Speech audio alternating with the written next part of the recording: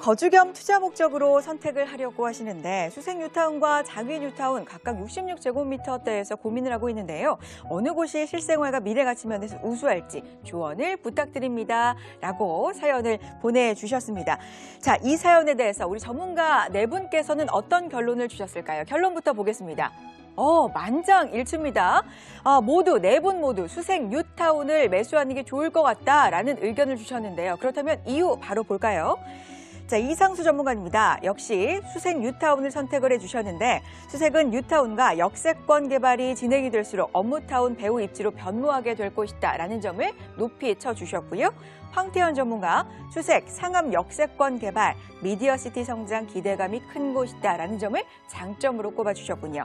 정창래 전문가는 장위에 비해서 업무지 접근성, 지하철 접근성, 녹지 환경이 뛰어나다라는 점을 장점으로 꼽아주셨고요. 자, 신성민 전문가는 두 지역 모두 다 좋은 지역인데 어느 곳을 꼭 선택을 한다면 수색 중산 뉴타운이 더 좋다라는 이야기입니다. 거주 환경을 보더라도 수색 뉴타운이 더 좋은 거주 환경을 가지고 있고 특히 도심과의 접근성, 직주 근접, 입지 여건 등 장위 뉴타운보다는 좋다라는 의견입니다. 미래가치 고민하셨죠? 미래가치 또한 주변 지역보다 개발 호재가 더 많아서 가격 상승도 좋을 것이다라는 의견을 주셨습니다.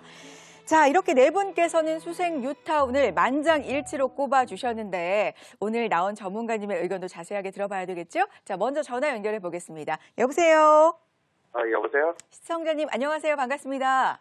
네, 안녕하세요. 네, 수색이냐 장이냐 고민을 좀 많이 하고 계신 것 같습니다. 어떠세요? 네, 지금 마음으로는 어디에 좀 더 무게가 가 계세요? 수색 쪽에 많이, 마음이 가요, 많이. 그러세요. 수색 쪽에 좀 더 마음이 가 계신 상태인데 마침 또 전문가 네 분도 수색 쪽을 만장일치로 꼽아주셨는데 오늘 나오신 이동주 대표는 어떻게 생각하고 계신지 또 자세하게 얘기 나눠보시기 바랍니다. 대표님 인사해 주세요. 네, 안녕하세요. 네, 안녕하세요. 네, 반갑습니다. 네, 반갑습니다. 네. 내 마음도 수색 쪽입니다라고 말씀하셨잖아요. 네. 네, 그렇게 마음 가시는 대로 하시는 게 좀 더 좋아 보입니다. 네, 감사합니다. 네. 왜 그런지 말씀드릴게요. 네. 먼저 제가 칭찬부터 한번 해드릴게요.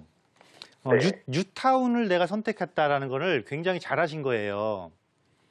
왜냐하면 이 뉴타운은 전혀 새로운, 그러니까 도심 속에 전혀 새로운 도심을 만드는 거거든요. 말 그대로 이렇게 영문의 합성어잖아요, 이게요. 네. 그래서 기존 도시의 낡은 구도심을 새 도시로 바꾸는 거니까 사실상 전혀 다른 곳으로 변화하는 거예요. 즉 환경 자체가 완전히 바뀌는 거고요. 환경 자체가 완전히 바뀌면서 입지적인 가치, 입지 가치가 굉장히 올라가는 곳입니다. 우리가 보통 부동산의 입지 그러면 입지는 그냥 고정이다라고만 생각을 하잖아요. 그러니까 근본적 입지는 고정인데 후천적 입지는 항상 변화하거든요. 대표적으로 우리가 어떻게 생각해 보시면 되냐면 강남 지역을 생각해 보시면 돼요. 지금의 강남이 될 때까지는요 30년밖에 안 걸렸어요. 30년 전에는 오히려 어디가 더 좋았었냐면 강북 쪽이 훨씬 좋았거든요. 그런데 이게 후천적 환경에 의해서 변화해서 강남의 입지가 좋아진 것처럼 뉴타운도 후천적 환경에 의해서 입지 가치가 굉장히 올라가는 거예요. 그래서 그럼 이제 선택을 할 수밖에 없죠. 그러면 여러 곳에 뉴타운이 있는데 과연 어떤 뉴타운이 좋을까? 이거를 고민할 때는요. 뭘 보시면 되는 거냐면 강남이 이렇게 후천적 입지를 갖고 변화할 수 있었던 거는 도시 계획 때문에 그랬거든요. 네. 도시 계획 때문에. 네. 그럼 지금 이 뉴타운도 마찬가지예요. 뉴타운도 그냥 여기 낡았으니까 여기 구역 지정해서 재개발해야지 이렇게 얼렁뚱땅 된 게 아니고 전체적인 서울 도시계획 틀 안에서 지정된 게 뉴타운이에요. 그리고 특히나 그 뉴타운이 도시계획 틀 안에서 지정이 됐기 때문에 뉴타운이 지정된 각각의 지역이 갖고 있는 도시의 근본적인 파워가 있어요. 힘이 있어요. 그래서 우리가 그걸 뭘로 쉽게 구분할 수 있냐면 이 얘기 많이 들어보셨죠? 서울 도시기본계획해서 3개의 도심이 있고 7개의 광역 거점이 있고 12개의 지역 거점이 있고 53개의 생활권 계획이 있고 이 얘기 들어보셨어요? 예, 들어봤어요. 자, 여기에서 이 수색 증사는 어디에 포함이 되냐면 7개의 광역 거점에 해당이 돼요. 그리고 이 장위 뉴타운은 애석하게도 대규모로 뉴타운이 개발됨에도 불구하고 도시의 전체적인 기본 계획을 딱 보면 53개의 생활권에 해당이 돼요. 그러면 3도심을 제일 먼저 거론한 거는 위로 올라갈수록 지역적인 특징, 지역이 갖고 있는 기본적인 입지적 힘과 개발의 크기가 기본적으로 좋다라는 거잖아요. 네. 그럼 뭐겠어요? 개발의 크기가 좋고 입지적 특징이 좋다라는 거는 앞으로 시간이 흘러도 결국은 그 편차는 일정 부분 유지할 수밖에 없다라는 거잖아요. 네. 네, 그래서 강북권 내에서 경합을 한다면 장인 뉴타운이 좋은 곳은 분명하지만 서울의 다른 곳의 뉴타운과 비교할 때는 이렇게 도시의 기본적으로 갖고 있는 계획 자체를 보더라도 차이가 발생하는 수색 뉴타운이 훨씬 더 유리할 수밖에 없고 또 전체 개발 방향을 보더라도 장인 뉴타운은 물론 바로 옆에 광운대 역세권 있고 조금만 올라가면 창동 역세권 개발이라는 게 있어요.